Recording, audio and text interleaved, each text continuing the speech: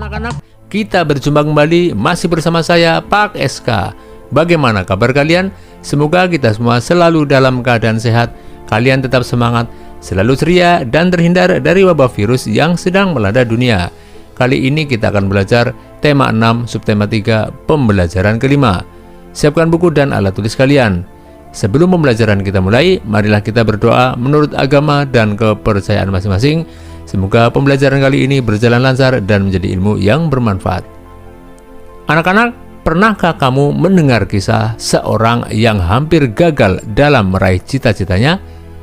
Simaklah cerita berikut ini, lalu ambil nilai-nilai penting di dalamnya. Meraih cita walau nyaris putus asa. Tawariang dan teriakan lantang datang dari pemilik kaki-kaki kecil yang menyepak bola kaki di tanah lapang di sebuah kecamatan bernama Ledokombo. Langit mulai berwarna jingga, awan kelam pertanda siang telah berganti malam. Pemilik kaki kecil itu pun kembali ke rumah berkumpul dalam hangatnya keluarga dan sejuknya udara desa.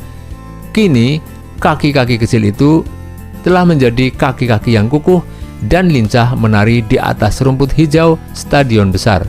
Pemilik kaki-kaki kecil itu adalah Bayu Gatra Sanggiawan.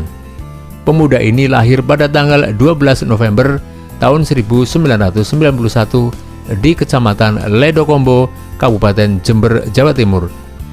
Telah lama ia ingin menjadi pemain sepak bola profesional.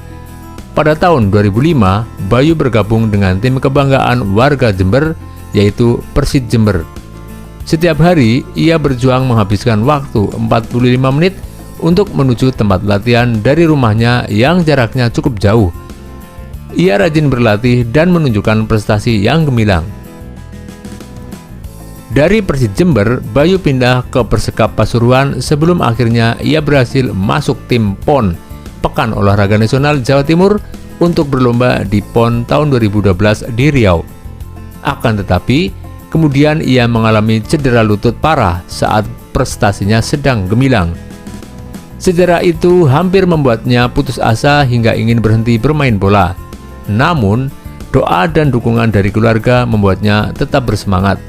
Ia melakukan operasi agar dapat berlari kembali di lapangan rumput. Setelah mulai pulih, ia meningkatkan porsi latihan agar untuk mengejar ketinggalannya. Kerja keras dan kegigihannya membuahkan hasil. Bayu pun kembali tampil hebat di lapangan hingga membawa timnya menjadi juara.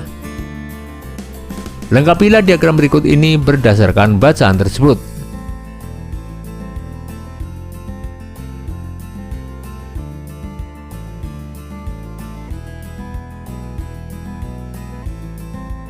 Tidak ada yang mustahil jika kita berusaha. Demikian yang dilakukan oleh Bayu untuk meraih cita-citanya. Bagaimana dengan usahamu untuk meraih cita-cita? Bekerja keras dan pantang menyerah harus dilatih sedini mungkin agar kamu tangguh untuk mencapai mimpi dan cita-citamu. Kamu telah mengetahui bagaimana menggunakan tekanan dan jeda yang tepat pada saat mendeklamasikan puisi. Selain pelafalan, intonasi dan tekanan yang tepat, kamu juga harus dapat menunjukkan ekspresi wajah yang sesuai dengan isi puisi. Oleh karenanya, penting bagimu untuk mengetahui makna atau isi puisi. Pada saat mendeklamasikan sebuah puisi, pahamilah isi dan pesan yang ingin disampaikan. Apabila puisimu tentang harapan dan doa, ekspresi wajahmu harus mendukungnya, yaitu berekspresi yang sama saat kamu berdoa. Jika puisimu berkisah tentang harapan, ekspresimu harus menunjukkan mata berbinar dengan pandangan jauh menerawang. Jika puisimu berisi tentang pengalaman sedih, ekspresimu harus menunjukkan kesedihan yang mendalam seperti saat kamu kehilangan orang terkasih.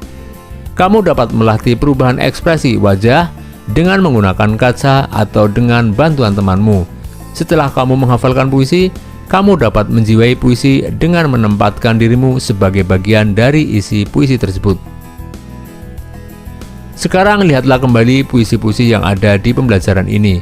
Kamu juga dapat mencari beberapa puisi yang telah kamu buat sebelumnya. Golongkan puisi-puisi tersebut termasuk ke dalam puisi sedih, riang, atau puisi yang penuh pengharapan. Pilihlah salah satu puisi yang kamu paling sukai. Pahamilah isi puisi tersebut, lalu mulailah berlatih ekspresi wajah sambil mendeklamasikannya. Mintalah temanmu untuk menilaimu. Setiap agama memiliki kekhasan dan keunikan pada tempat ibadahnya. Kekhasan dan keunikannya dipengaruhi oleh fungsi dan budaya masyarakat sekitar yang menggunakannya. Amatilah berbagai tempat ibadah yang ada di daerahmu. Carilah informasi tentang apa saja dan kapan saja tempat ibadah itu dimanfaatkan oleh umatnya. Bekerjalah bersama dengan temanmu untuk melengkapi tabel.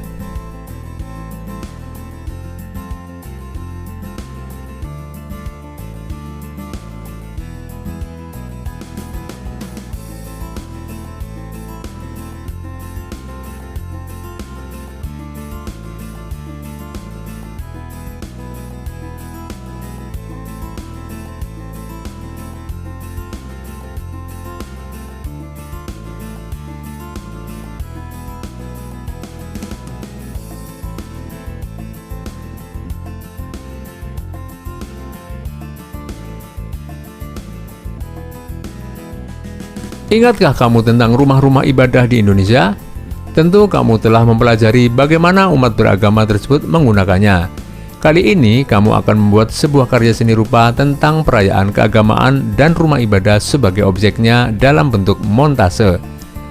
Montase merupakan karya seni yang dibuat dari berbagai foto atau gambar yang digabungkan dengan gambar tangan. Gambar-gambar tersebut bisa terdiri atas berbagai macam gambar yang berasal dari foto, majalah, atau bahan lainnya. Gambar-gambar itu diatur sedemikian rupa sehingga membuat gambar baru yang mencapai makna. Alat dan bahan yang diperlukan sebagai berikut: kertas gambar, gambar-gambar yang sudah ada termasuk gambar rumah ibadah, lem kertas, gunting, alat gambar berupa pensil, spidol, dan pensil warna. Cara kerja: pertama, potong atau guntinglah gambar-gambar yang telah disiapkan mengikuti bentuknya. Kedua, tempel gambar-gambar tersebut pada kertas gambar dengan menggunakan lem kertas. Gambar tersebut disusun sesuai cerita yang kita inginkan. Terakhir, sempurnakan karya montase dengan menambahkan gambar tangan.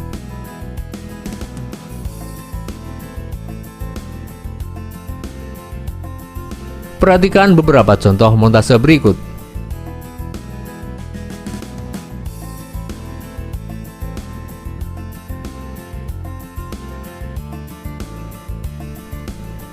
Demikianlah pembelajaran kali ini anak-anak. Marilah kita tutup dengan doa. Semoga apa yang telah kita pelajari bisa bermanfaat bagi kita semua. Jangan lupa jaga kesehatan badan, jaga kebersihan lingkungan sehingga kita terhindar dari penyakit. Sampai berjumpa kembali pada pertemuan berikutnya. Dadah!